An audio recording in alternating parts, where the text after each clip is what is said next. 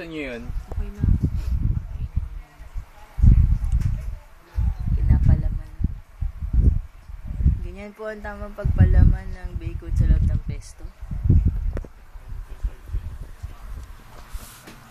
Uy, tumingin ka dito.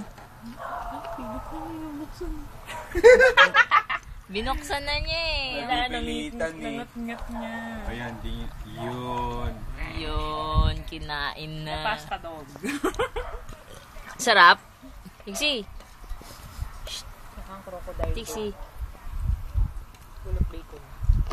Lagyan mo yung bacon doon sa tapat ng set ko mo. Sarap mo.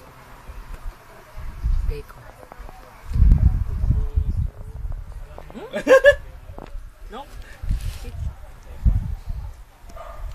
Wow.